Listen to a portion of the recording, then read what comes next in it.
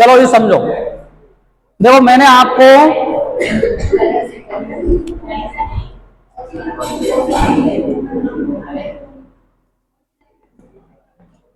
चलो करें start.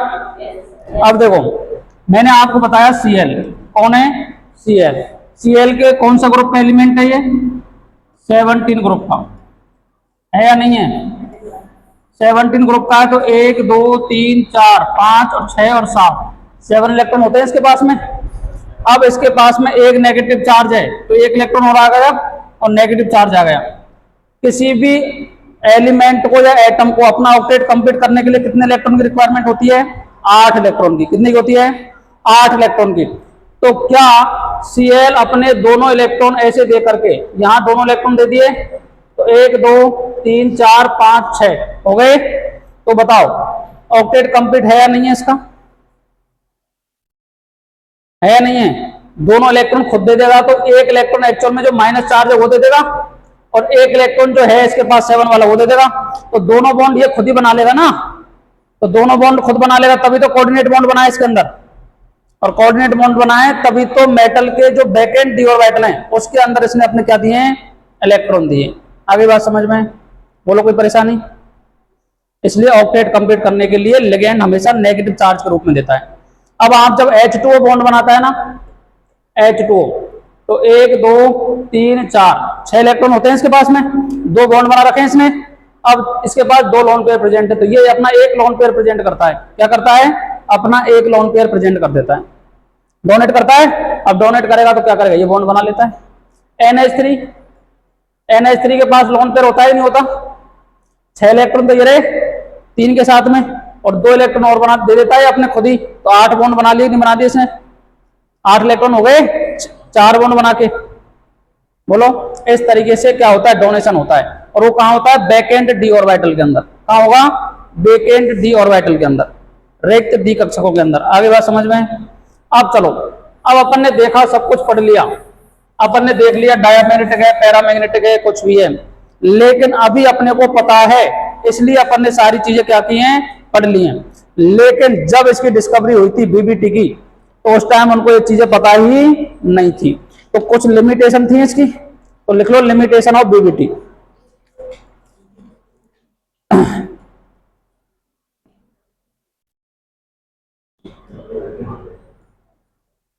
Limitation of BBT,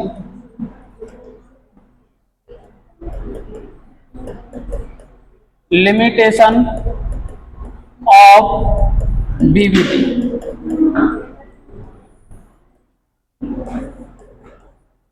संयोजकता बंध सिद्धांत की सीमाएं, संयोजकता बंध सिद्धांत की क्या पढ़ेंगे अपन, सीमाएं। आगे बात समझ में। चलो अब देखो, सबसे पहले बेटा ये सब चीज की बातें करता है, आपको कलर भी बता रहा था, मैग्नेटिक प्रॉपर्टीज भी बता रहा था, लेकिन ये क्वांटिटेटिव स्टडी नहीं करता है इनकी। आपको मैंने कोई कलर बताया था क्या, इसका ब्लू कलर है, इसका व्हाइट कलर है, इसका पिंक कलर है, ऐसा कुछ बताया था क्या। बस मैंने इतना सा लिखा था कि ये कलर कॉम्प्लेक्स बनाता है, ये कलरलेस कॉम्प्लेक्स बताता है। तो उसने बताया था क्या, नहीं बताया। ये कौन बताता है, CFT। कौन बताता है, CFT। तो फर्स्ट लिमिटेशन लिखो इसकी,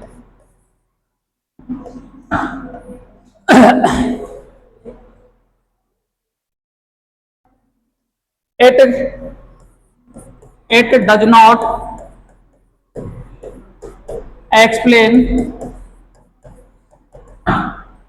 does not explain the color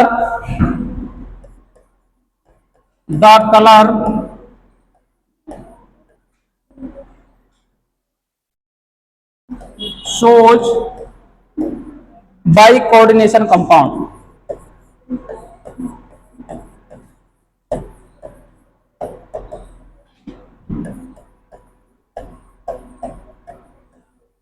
लिखो, यह उपसह संयोजक यौगिकों के रंग की व्याख्या नहीं करता है।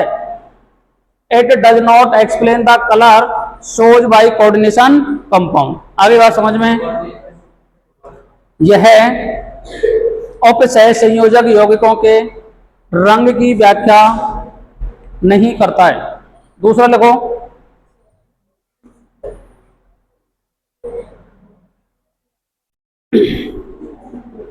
सेकंड है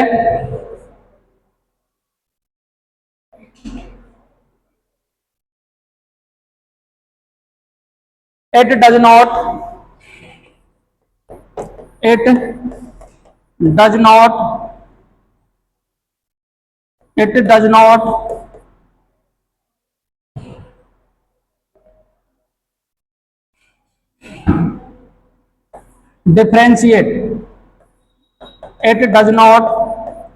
differentiate between a strong ligand and weak ligand। ये स्ट्रॉन्ग लिगैंड और वीक लिगैंड के बारे में भी नहीं बताता है। तो लिखो, यह प्रबल लिगैंड और दुर्बल लिगैंड में अंतर नहीं करता है।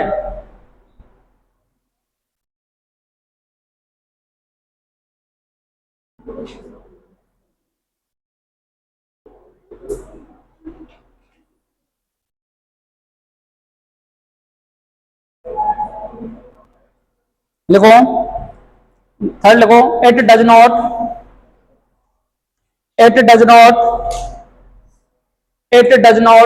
give a quantitative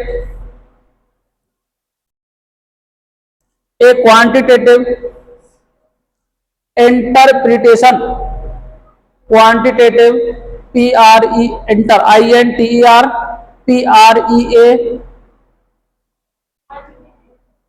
quantitative interpretation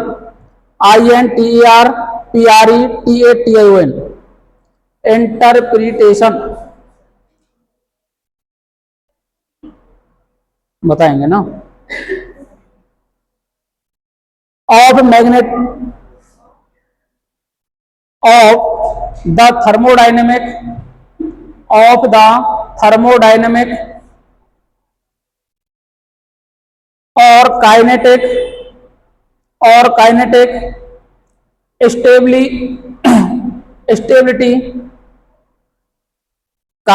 stability of coordination compound।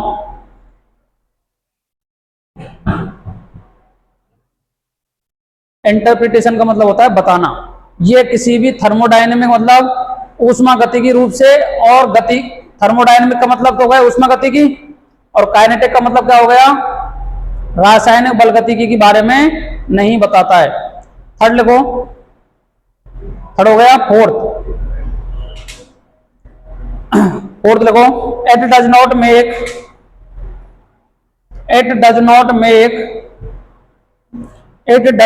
make exact prediction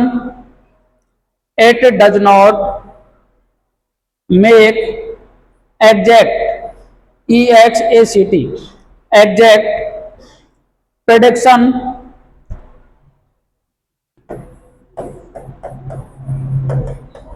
prediction regarding the tetrahedral and square planar structures of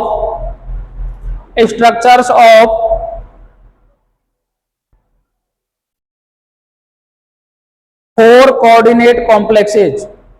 four coordinate complexes, अर्थात ये तो मैंने आपको बताया था कि ये स्क्वायर प्लेनर होगा, ये टेट्राहेड्रल होगा, लेकिन हाइब्रिडाइजेशन ऐसी कोई बातें करता ही नहीं है, क्योंकि ना तो ये स्ट्रॉन्ग लिगैंड के बारे में बताता है, ना वीक लिगैंड के बारे में पता होता है। ये तो अपन ने क्या बुक के अंदर पहले CFT को देख लिया है, इसके कारण अपन क्या बता पा रहे हैं कि ये डायमैग्नेटिक है, ये पैरामैग्नेटिक है, ये स्ट्रॉन्ग लिगैंड है, ये वीक लिगैंड है, क्योंकि एक्चुअल में लिगैंडों के बारे में बताता ही नहीं है। BBT थोड़ी बताता है, उसके लिए कौन बताता है, CFT। आगे बात समझ में, हाँ, लेकिन उसके बारे में ये नहीं बता पाता कोऑर्डिनेशन नंबर 4 में कब स्क्वायर प्लेनर होगा, कब टेट्राहेड्रल होगा, इसके बारे में नहीं बताता ये, क्योंकि उसके बारे में कौन बता रहा है, लिगेंड के द्वारा ही तो पता कर रहे हैं अपन, और लिगेंड के बारे में बताता कौन है, CFT। कौन बताता है, CFT। आगे बात समझ में। सबसे पहले की बात है कि ना तो ये दुर्बल लिगेंड के बारे में बताता है, ना प्रबल लिगेंड के बारे में डिफरेंशिएट करता है। उसके बाद में कोऑर्डिनेशन नंबर 4 पे कब टेट्राहेड्रल होगा और कब स्क्वायर प्लेनर होगा, इसके बारे में भी नहीं बताता है। ना ये बताता है कि थर्मोडायनेमिक स्टेबिलिटी क्या है, इसकी काइनेटिक स्टेबिलिटी क्या है, उसके बारे में भी नहीं बताता है। आगे बात समझ में। अब हेडिंग डालो CFT।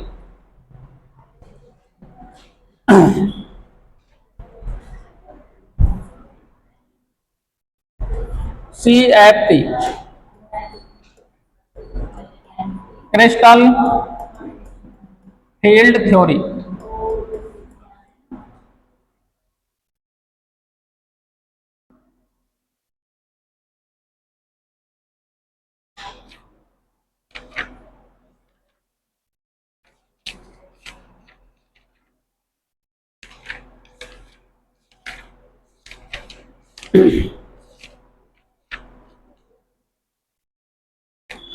Crystal field theory, crystal क्षेत्र विपाटन, क्या नाम है इसका, क्रिस्टल क्षेत्र विपाटन।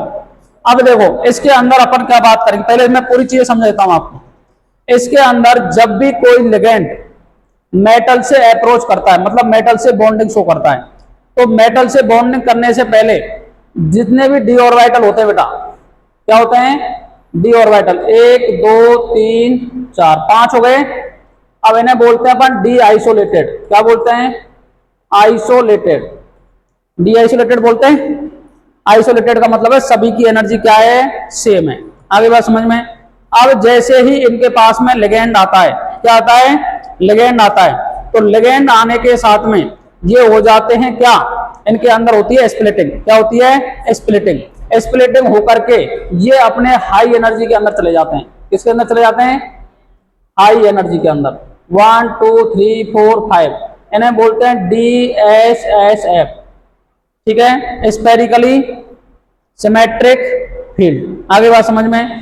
उसके बाद में जैसे ही ऑक्टाहेड्रल के अंदर आपने देखा होगा लिगेंड एक तो ऐसे होते हैं बेटा, एक लिगेंड कैसे होते हैं बताओ, एक लिगेंड ऐसे होते हैं कि नहीं होते हैं, ये होती है ऑक्टाहेड्रल। अब आपको जब मैंने क्लास 11th के अंदर डी कक्षकों के बारे में पढ़ाया था, तो डी ऑर्बिटल 5 टाइप के होते हैं। कितने टाइप के, 5। कौन कौन से, DXY, DYZ, DZX, DX2y2, DZ2, ठीक है। और होते कैसे हैं ये, एक तो होते हैं बिटवीन द एक्सिस, एक होते हैं ऑन द एक्सिस। आगे बात समझ में। बिटवीन द एक्सिस का मतलब क्या होता है भैया, बोलो, बिटवीन द एक्सिस का मतलब क्या होता है। अब देखो आपने, मैंने जब बनाया था आपको तो इस तरीके से बनाए थे कि, ठीक है, अब इस तरीके से, और मैंने जब आपको DX2y2 ये बनाए थे तो ये ऐसे बनाए थे क्या, बोलो, और DZ2 मैंने ऐसे बनाया था, एक रिंग बना दी इसके अंदर, ऐसे बनाया था। अब मेरे को बताओ ये तो सारे कौन कौन से बेटा, DXY, DYZ और DZX, ये तीनों होते हैं बिटवीन द एक्सिस। क्या होते हैं, बिटवीन द एक्सिस, अर्थात एक्सिस के बीच में ये। आगे बात समझ में, अक्ष के बीच में। जबकि ये होते हैं ऑन द एक्सिस, क्या होते हैं, ऑन द एक्सिस होते हैं कि नहीं होते हैं। अब ऑन द एक्सिस होते हैं तो जब भी लिगेंड मेटल से आके टकराएगा या मेटल से अप्रोच बनाएगा तो 2 इंटरेक्शन होते हैं। कितने इंटरेक्शन, 2। एक होता है प्राइमरी इंटरेक्शन और एक होता है सेकेंडरी इंटरेक्शन। क्या होता है, प्राइमरी इंटरेक्शन और सेकेंडरी इंटरेक्शन। प्राइमरी इंटरेक्शन का मतलब है कि लिगेंड अपना जो भी इलेक्ट्रॉन्स होते हैं वो वैकेंट डी ऑर्बिटल के अंदर दे देते हैं इलेक्ट्रॉनों को, तो उसे बोलते हैं प्राइमरी इंटरेक्शन। क्या बोलते हैं, प्राइमरी इंटरेक्शन। तो प्राइमरी इंटरेक्शन हमेशा क्या होता है, अट्रैक्शन होता है उसके अंदर। क्या होता है, अट्रैक्शन, क्योंकि अपने इलेक्ट्रॉनों को मेटल अपने वैकेंट ऑर्बिटल के अंदर ले लेगा लिगेंड से।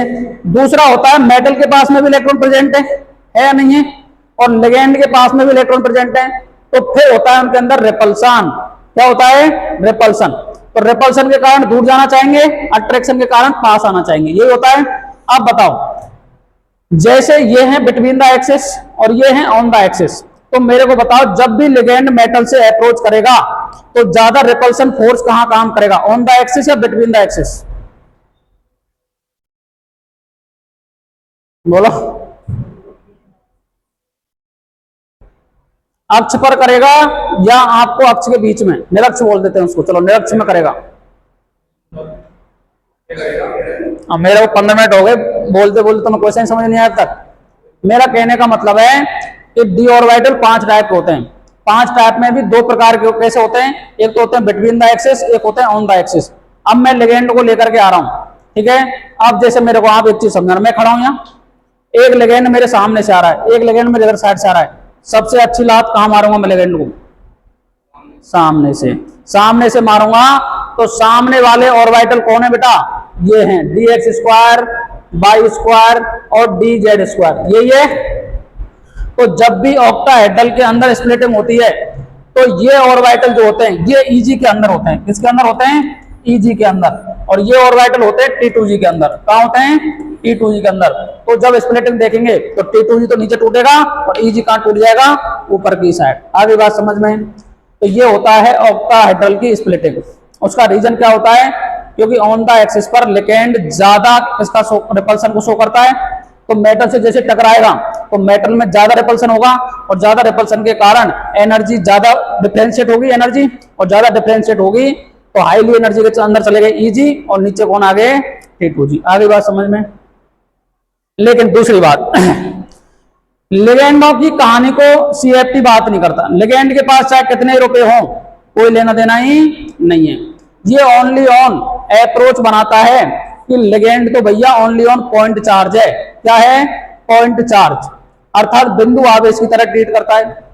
जबकि मेटल के पास में चाहे कितने ही ऑर्बिटल हैं इससे भी इसको कोई लेना देना ही नहीं है। ये तो ये कहता है कि मेटल के पास ओनली डी ऑर्बिटल होनी चाहिए। क्या होनी चाहिए? D orbital. उसके अलावा चाहे उसके पास कुछ भी हो उससे कोई लेना देना ही नहीं है। आगे बात समझ में? तो लिख लें थोड़ी सी थोड़ी, तो लिखो। बनाना कुछ नहीं है, ये भी नहीं बनाना अभी।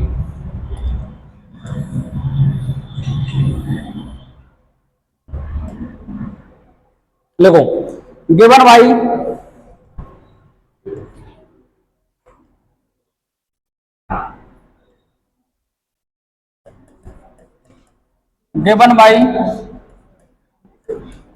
बैथे and Born black, given by Bethe and Born black.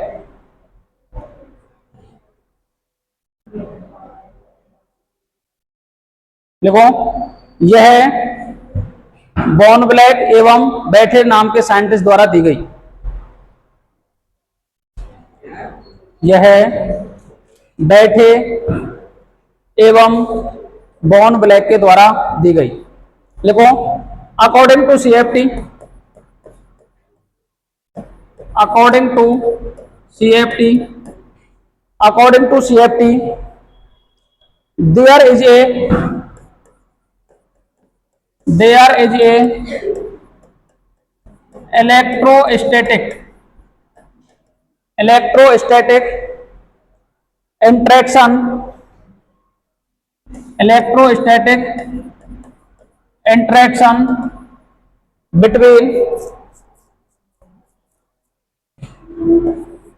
between central atom and donor atom. और डोनर एटम कौन है बेटा? यहां बोलो लिगेंड।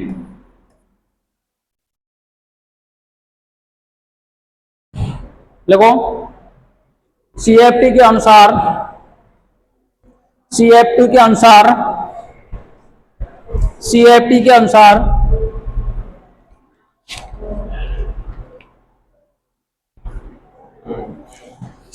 अनुसार धातु एवं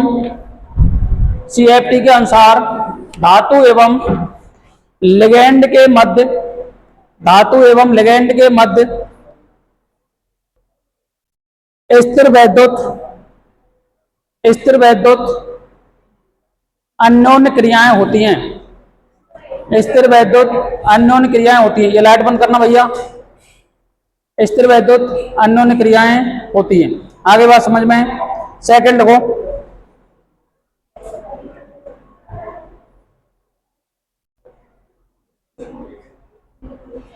देखो, CFT deals with only d orbital of central atom, d orbital of central atom।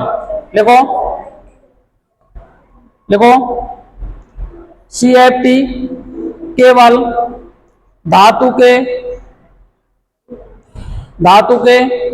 D कक्षकों का उपयोग करती है,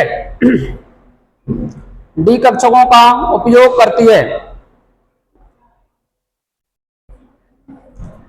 थर्ड लिखो, NCFT ligands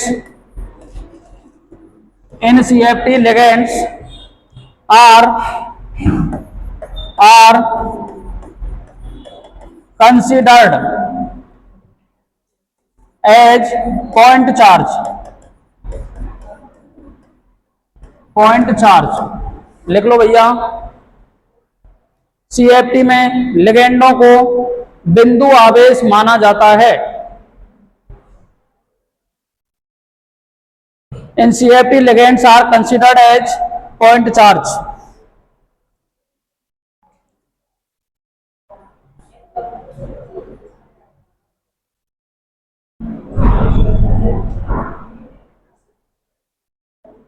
लिखो, नेक्स्ट लिखो, और लिख लो एक line,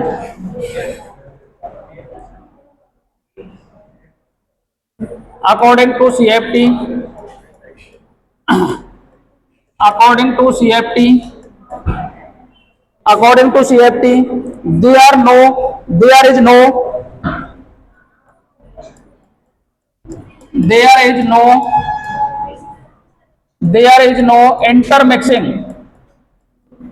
there is no intermixing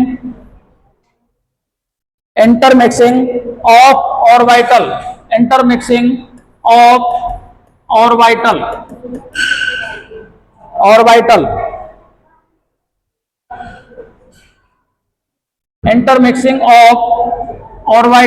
of central atom and donor atom।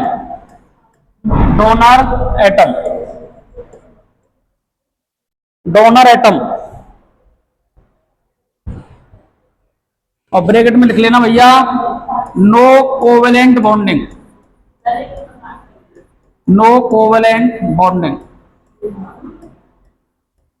समझना, हाइब्रिडाइजेशन के अंदर अपन कह रहे थे भैया S P में मिक्स हो रहा है, P D में मिक्स हो रहा है, जब मिलकर के आपस में एनर्जी को रिडिस्ट्रीब्यूट कर रहे हैं, और एनर्जी को रिडिस्ट्रीब्यूट करके क्या कर रहे हैं बताओ, सेम टाइप के सेम एनर्जी के ऑर्बिटल का फॉर्मेशन कर रहे हैं, तभी तो हाइब्रिडेशन कहलाया वो। लेकिन यहां कोई इंटरमिक्सिंग हो ही नहीं रही। अब इंटरमिक्सिंग नहीं हो रही, क्यों नहीं हो रही? क्योंकि लिगेंड की तो बात ही नहीं कर रहा वो, CFT लिगेंड से तो मतलब ही नहीं रख रहा। CFT तो क्या कह रहा है बताओ, CFT तो कह रहा है भैया लिगेंड पे एक पॉइंट चार्ज है, क्या है? Point charge. उसके बाद में ओनली डी ऑर्बिटल से क्या कर रहा है, ये डील्स कर रहा है, ये इसको एस ऑर्बिटल भी दी चाहिए। उसके बाद में क्या कह रहा है, ये ओनली ऑन इलेक्ट्रोस्टैटिक इंटरेक्शन है, जो भी किसके अंदर है, सेंट्रल एटम के और डोनर एटम के। अर्थात सेंट्रल एटम पर पॉजिटिव चार्ज है और उस पर क्या है, नेगेटिव चार्ज या फिर न्यूट्रल है। उनका मतलब यह है कि लिगेंड तो अप्रोच ही कर रहा है, बस लिगेंड का मतलब ही नहीं है CFT के अंदर। वो किसको कर रहे हैं, मान रहे सब कुछ, वो किसको मान रहे हैं बताओ, D orbital of central atom को। आगे बात समझ में। इसके बाद में यहां कोई इंटरमिक्सिंग नहीं हो रही, तो यहां हाइब्रिडाइजेशन जैसी कोई कहानी भी नहीं बन रही है। आगे बात समझ में, तो लिख लो आप हेलो लिखो, CFT के अनुसार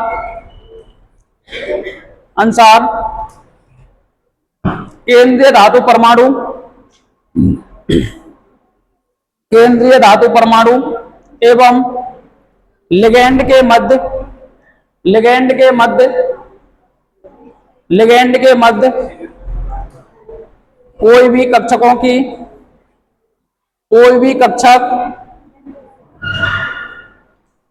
आपस में मिश्रित नहीं होते हैं, आपस में मिश्रित नहीं होते हैं, अर्थात सह संयोजक बंध नहीं बनता है, अर्थात सह संयोजक बंध नहीं बनता है। आगे बात समझ में नहीं आई? बोलो भाई। अब आपको लिगेंड क्या हुआ हो सकता है ना, और लिगेंड का मतलब ही नहीं है उसके अंदर, लिगेंड्स की तो बात ही नहीं करेगा, अभी मैं सिखाऊंगा आपको। अब लिखो स्प्लिटिंग की बात करेंगे।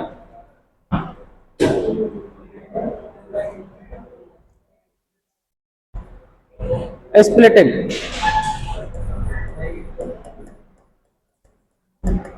Splitting of octahedral complex.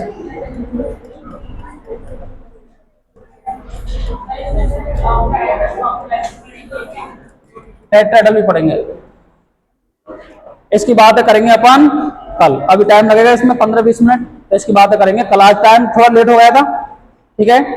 तुम्हारी आई बात समझ में आज? बोलो, बाकी बातें करेंगे अपन कल।